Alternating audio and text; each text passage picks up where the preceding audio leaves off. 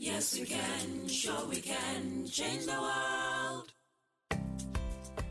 Greetings, young African leaders. This is the YALI Voices Podcast, your home for sharing the best stories from the Young African Leaders Initiative Network. I'm Macon Phillips, and I'm happy to have you here with me today. Before we get started, don't forget to subscribe to the podcast on iTunes and Google Play. And visit yali.state.gov to stay up to date on all things YALI. And if you like what we're doing here, take a moment to recommend us all to your friends. Today, I'm joined by Jamila Mayanja. Jamila is the CEO of Smart Girls Uganda, a company that not only trains women and girls in entrepreneurship, but also in life skills to empower them and build their self-esteem. In addition to that, Jamila created a franchise company, founded an organization to sensitize youth about AIDS, and organized Uganda's first father-daughter dance to showcase the importance of fathers in their daughters' lives. Now, my conversation with Jamila Mayanja. So, hello everybody. This is Macon Phillips. I'm here in Washington, D.C. with Jamila Mayanja, who is a 2015 Mandela Washington Fellow, but has come back to the United States for an entrepreneurship conference that we'll hear a little bit more about. Really excited to have you here in our offices here at the State Department. Welcome. It's good to have you, Jamila. It's good to be here. I'm so excited to meet the YALI network people behind the scenes. Yes, see the actual sausage being made, as it were. Yeah, it's so cool. And we are really excited to have you here because there is oftentimes this distance, geographical and huge distance. And otherwise, yeah, that we want to have this relationship with young leaders across Africa, and we've developed a program that has this exchange program that brought you here, that has the regional leadership centers in Africa in a number of different locations: Dakar, Accra, Nairobi, Johannesburg, and we also have this virtual network, the YALI network. And each of these areas has been really exciting, but it's sometimes difficult to really keep that connection when a key part of the relationship is so far away. Yeah, so it's nice to have you here in person. I'm so happy to be here. Yeah. How long have you been in the States this time? Just a week. Is this your second time? Was the Mandela Washington Fellow your first time in the United States? Yes, actually, yeah. So this is one of the things that I'm always curious about, which is, as someone who had never been to the United States before, but probably paid attention to it and was interested in it, what was the biggest surprise to you, getting off the plane at the airport and kind of spending the first few days here? The biggest surprise was the fact that there were homeless people in the United States. People don't actually believe it back home, but there are actually homeless people in the United States. There are actually people on the streets that are begging. When we were in Dartmouth, when they took us for the community service, which is the best thing I think the YALI does for the community service, there are people actually who starve. So it is amazing to see some of the problems that happen in Africa actually happen in the United States. And also there were jobless people who were looking for jobs. Now that beat me off. I thought everybody in the US had a job. Now, one of the things that you may not know about me is that I actually lived in Norwich, Vermont, which is where Dartmouth, it's across the river from where Dartmouth is. We actually visit Vermont. Yeah, and so Dartmouth University is a great school that's located in Hanover, New Hampshire. And as part of your Mandela Washington Fellow experience, you spent 6 weeks there with 24 other young leaders. Yes. And in 2002, I lived in Norwich, Vermont. And what brought me there was being in AmeriCorps Vista.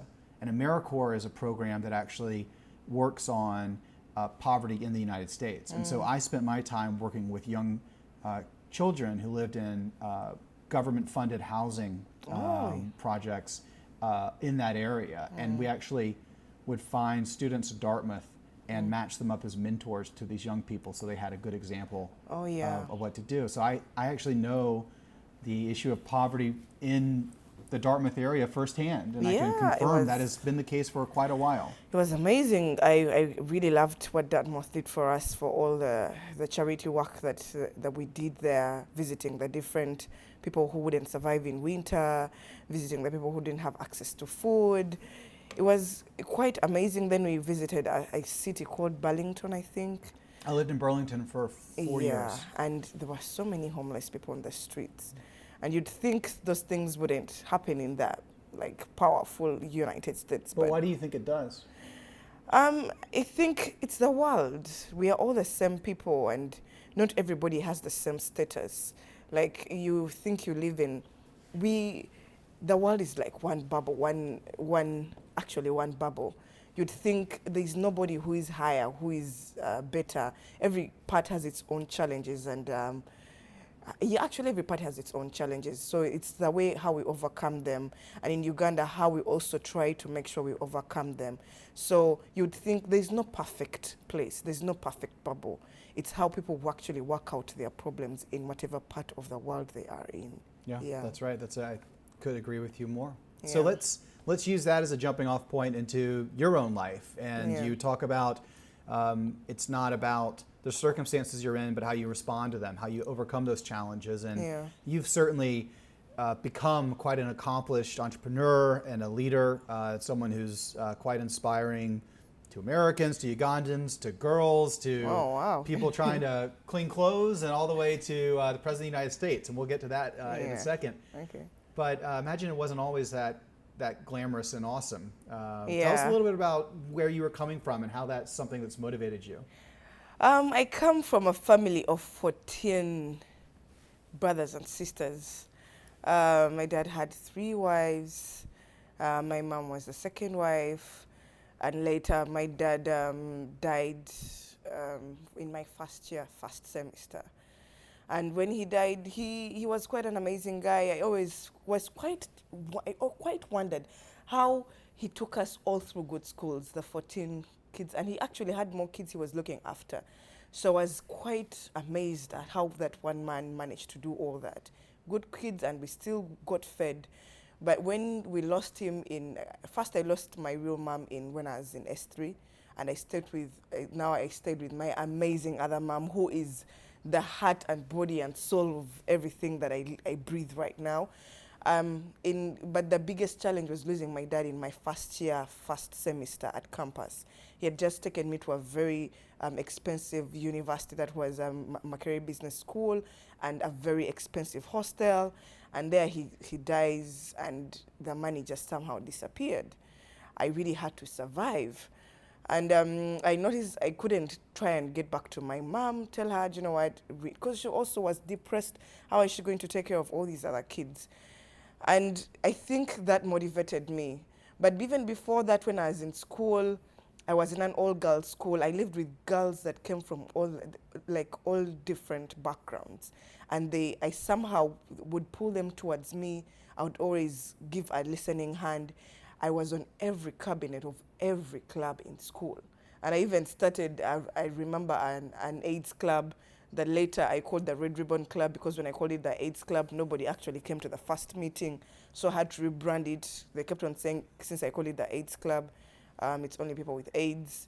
Yet I just went to show these people, because they're young, they can get AIDS. So when I rebranded it, let's just dive in on that for a second. I think that's a really important lesson, is that sometimes the way you present something is really, really important. So I think that's a good takeaway for people who want to, if you want to fight AIDS and you want to focus on that issue, maybe don't call your mission the AIDS Club. Yeah.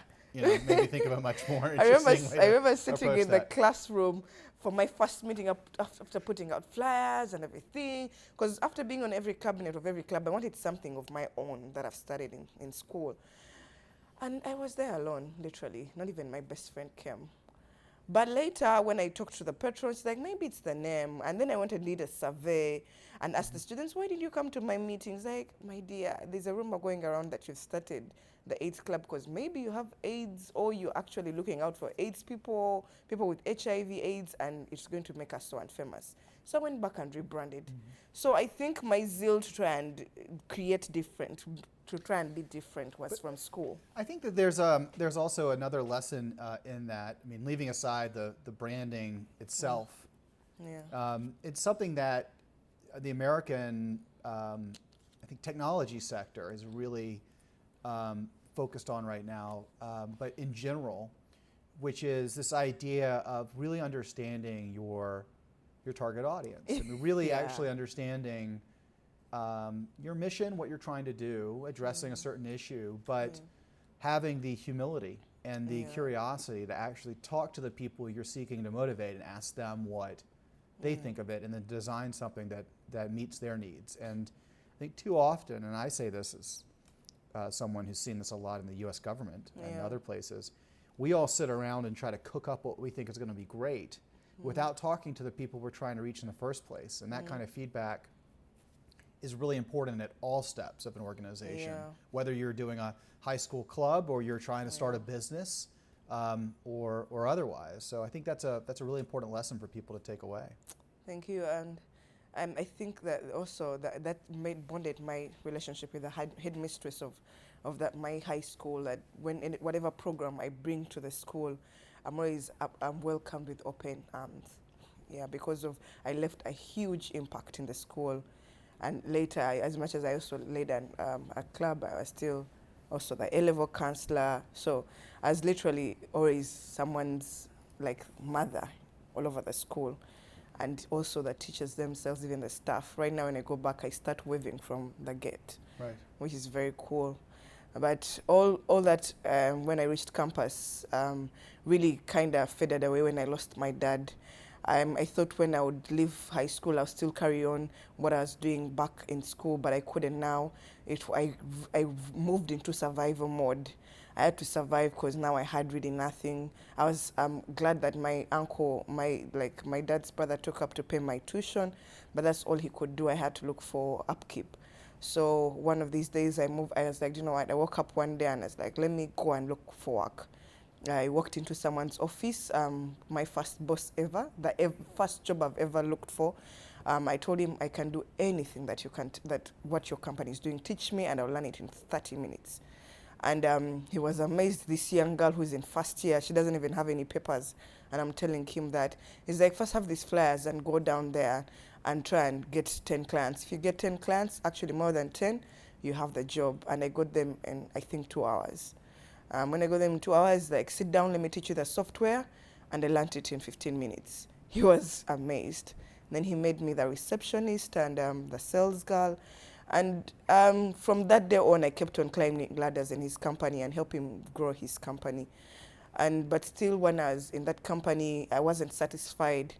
I would always go volunteer in stuff that are organized by the U.S. Embassy. I co-founded an organization that now I'm a board member of called Have an Anti-AIDS Foundation. I was never satisfied when I was doing like business for my former boss, because later in my third year, he promoted me to being marketing manager of his company. But even when he wasn't doing any corporate social responsibility. It's me who introduced it there. To say it, I was never satisfied. As much as now was able to look after myself, give some more money to my mom so that my siblings can go to school, it was never really satisfying in my heart. I did a lot of back and forth short courses to improve myself in being a counselor, in being a trainer online. So in 2012, after I'd graduated, I decided to quit my job. My mom was in shock. You can imagine, she told me, "Are you crazy?" And I'm like, "I'm not crazy." She told me, "But you're getting money, you can look after yourself, you don't need anyone." I'm like, "But I'm not happy." As much as I love my work so much, because the guy who had started that company, we had built it so much, he sold it for so much money. And my new bosses were also amazing. But I was never literally fully satisfied. And I remember in Islam we call it a dua, she almost did for me a dua to actually change my decision. Mm-hmm. And I told her what I was going to do. She told me, "But you're already giving back in your own way." I'm like, I told her I'm not happy. So I started Smart Girls Uganda after that. I noticed even when I was at my company, I always had girls around me, talking to girls. I felt bad that even the girls I'm working with didn't have enough confidence to speak out, to chase for their dreams. I met so many brilliant girls who couldn't get out of the job market to start and create their own initiatives. So I was like, let me start Smart Girls Uganda to empower girls in all aspects of life. You don't strike me as someone who has that problem yourself. I had it when somehow I think all the things I did, I was kind of hiding my self-confidence issues a bit. Because being in a big family, you tend to try and close yourself. So I would use school to try and build my own confidence. I didn't know that in the things that I was doing, I kind of was building my own confidence in a way, I think. And so what do you take away from your own style and your own background as you're trying to grow the capacity of these young girls to be as confident as you are? What's the quality you're trying to pass along to them? The quality mostly is don't be afraid to accept that maybe you have low self-esteem and you can build it yourself. People say having self-confidence is you're actually born with it. No, you can actually build it. And don't be afraid to fail, to get up. Don't be afraid to use the problems in your life to actually push you beyond your own capacity. Are there any tricks or any sort of very specific tips that you have for people who are struggling with their self-confidence? You know, look in the mirror and yell at yourself and say, "You're great," or whatever. What are some tips and tricks you tell people? You're so cool. What I used to do at school, whenever I was walking to class, I'd say, "Ha, Jamila, you're amazing. Oh my God." I'd literally shout a hallelujah for myself when I was walking. And then I would tell people, "Do you know I'm amazing?" Like, I would literally stop people. By the way, I'm so cool. I can't even believe myself. So I would assure myself by telling other people. And people believed it, like, literally. And in the morning, whenever I would wake up, I don't wake up myself by grueling. I wake up, amazing Jamila. So I would give myself those things I felt other people did have. I remember I've always been, what in our country would say, small. I was always bigger than the people in my class. So I'd call myself, I watched this movie, I called myself fat, beautiful madam. So, and always call myself like smart. So whenever I was walking, I'd always like acknowledge myself. And whenever I was in the presence of other people, before they acknowledge me, I would really tell them, I'm actually amazing. You really don't have to tell me, but thank you so much. I'm cool. So I think you just have to acknowledge yourself before others do so. That's really interesting. I mean, that's, I think that's a really good advice for people to think about, the fact that they're amazing, but also one level underneath that, what makes them amazing, to drill in on, your different skills and the things that really make you stand apart, and be proactive and own that, that's yours, and it's something to be proud of,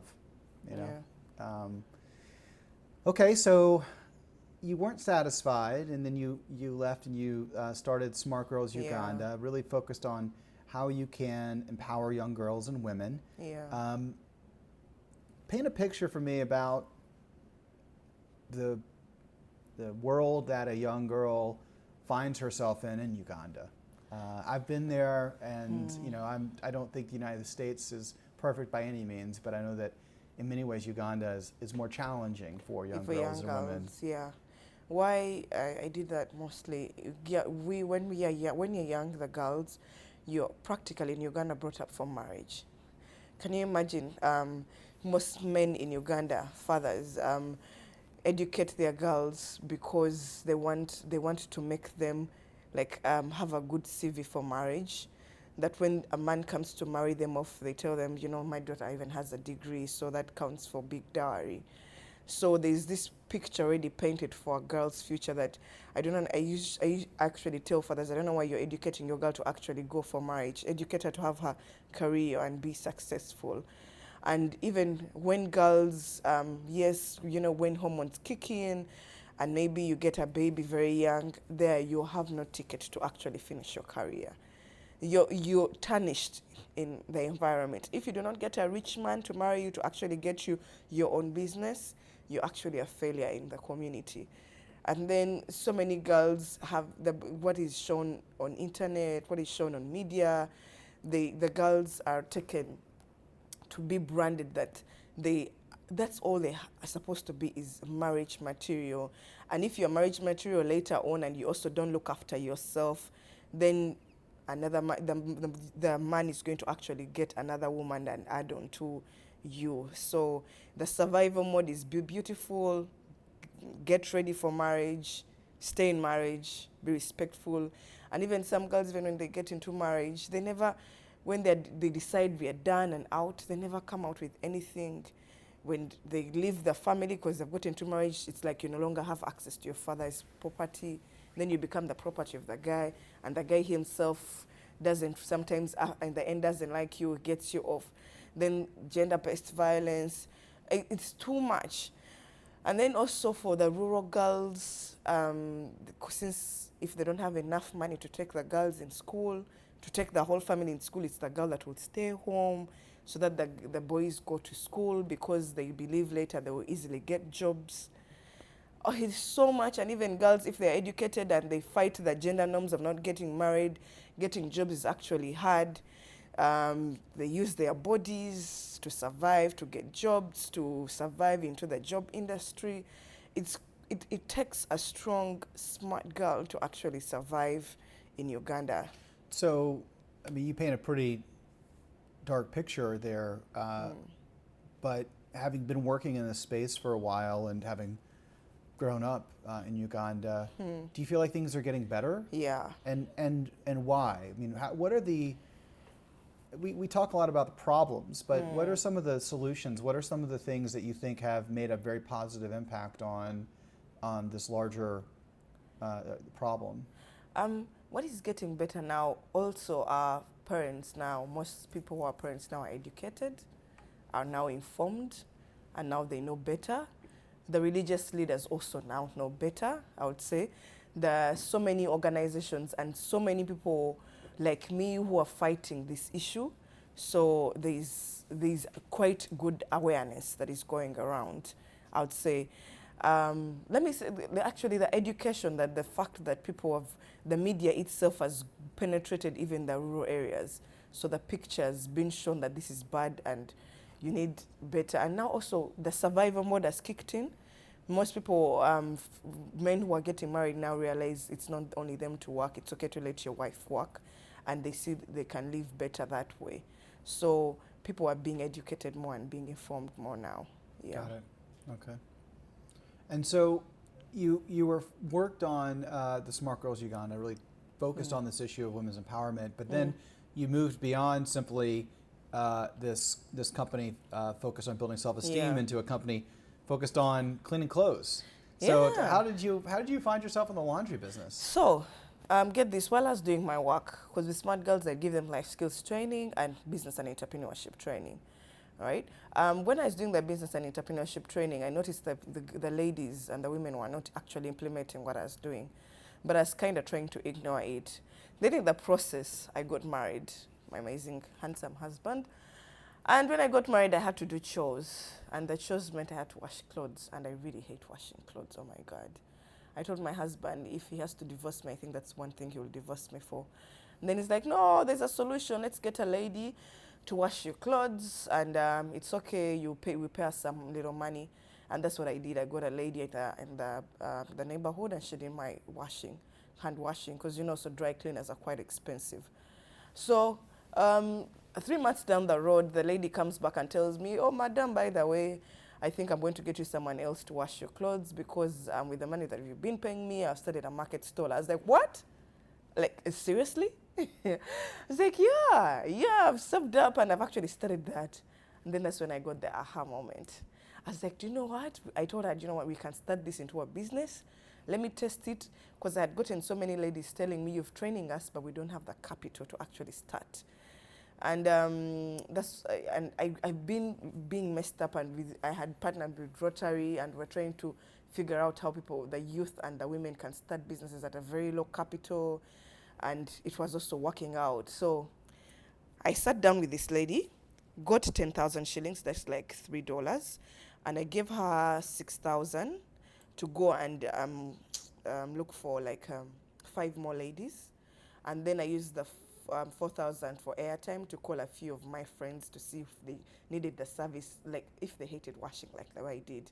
And I was happy to get it was mostly men, we were 4 bachelors. We're like, oh my God, what have you been waiting for? I've been dying here, I actually have 2 weeks clothes.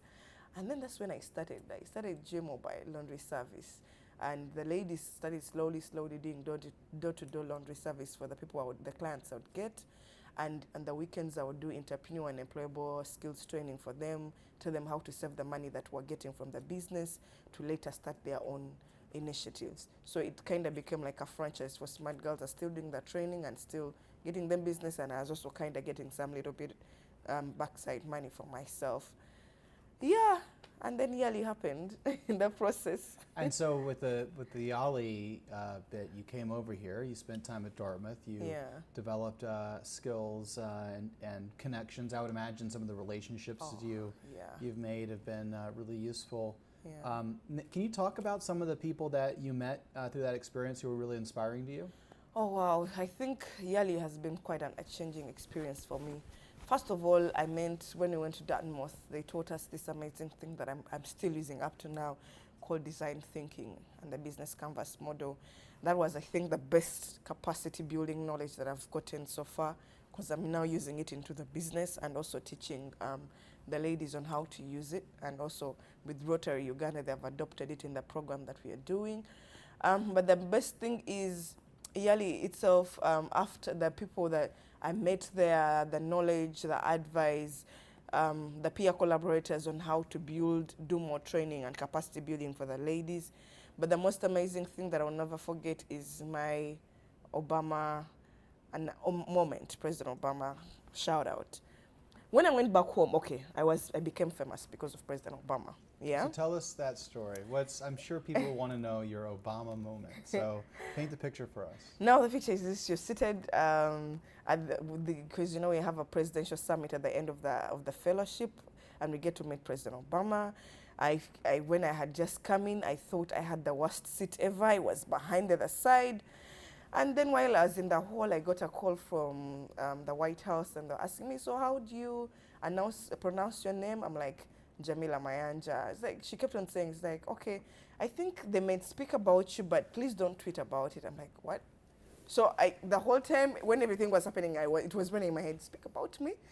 What are these guys talking about? So he comes in, everybody's shouting, he starts he's amazing. He starts his amazing speech. And then he starts mentioning about the few fellows that are doing amazing work. First mentioned some gentleman from Zambia, mentioned a lady, Khadija. Then the next thing's like, and we have Jamila Mayanja. Oh my God, I jumped up. I almost shouted, hallelujah, mashallah, what? But I just stood up and modeling, and it kept on saying, oh, she's modeling. And it was quite funny. He mentioned the work that I'm doing, and the moment ended, but it was so cool. So that was the picture. When I went back home, oh my God, everybody wanted to shake my hand. Everybody wanted a hug, and I could give them the hugs, but while marketing my business, by the way, I'm doing this. So everybody would call me up and tell me, come and tell us about your Obama experience. After the Obama experience, I'll tell them, by the way, do you need washing clothes services? I do this and this. Mm-hmm. So that experience marketing my business quite big. I got featured in BBC, media all over the country. But it came with also bad things a bit. I wasn't prepared for the quick growth of the business. Now I had so much business. My ladies were doing double work, so they were falling sick with their hands. And right now, I'm working with other fellows to try and rescale and rebrand, I would say. I'm working on building the first ever laundromat in the country. And then it's going to run in containers, run on solar, use recyclable water. And next to it, I would have the training center. So my ladies will have so much, how do we call it, manual labor, more of doing a service of maybe pick and delivery, and maybe doing the laundry when people drop it off, and have more time for the trainings, more time for their families, more time to plan for their businesses. And actually, some people who would come around to do their own laundry, would have a chance to visit our training center, may never know they may support someone. So I'm consulting a fellow in who was in my the best thing also got from YALI was the networks. So I'm consulting a fellow who was in our year 2015, Daisy Kimani. She's an engineer of solar. Advice on how I could work out with the solar, and also consulting another fellow in Mauritius called DJ. He's an architect to help me design out. And then I'm working with another fellow who is a 2016. He's also an engineer who will be talking with also Daisy to make sure the solar panels are actually working. And I'm also working with another fellow, 2016, Joseph Dung, who is very good with paperwork, to actually write out my paperwork, and also working with the YALI Uganda Fellowship to help me rally and make sure the whole thing works out. So everything is quite YALI branded. It's a YALI project. Yeah. Well, I have to say it's kind of nice to hear a story that starts with you walking into school saying Jamila's awesome, to Barack Obama saying Jamila's awesome. And I think it's a nice capstone. Well, thank you very much for coming. It's been a pleasure to have you here. Jamila Mayanja, who has done incredible work in Uganda, both focused on empowering women, but also moving beyond simply the idea of building confidence, but also identifying the means to grow a business. And we wish you the best of luck in your work moving forward, and really appreciate the time you gave us today. Thank you for having me. It was quite amazing. Good. Thank you. Thank you, everyone, for tuning in to another YALI Voices podcast, and thanks, Jamila, for a great conversation. You can reach Jamila on Facebook at JamilaMayanja. She's also on Twitter at JamWilTshire. That's Jamila. You can find her on Facebook and Twitter. Be sure to come back for more inspiring stories from young African leaders on the YALI Voices podcast. Join the YALI network at yali.state.gov and be part of something bigger. Our theme music is Go Happen by Grace Jerry and produced by her friends, the Presidential Precinct. The YALI Voices podcast is brought to you by the U.S. Department of State and is part of the Young African Leaders Initiative, which is funded by the U.S. government. Thanks, everybody.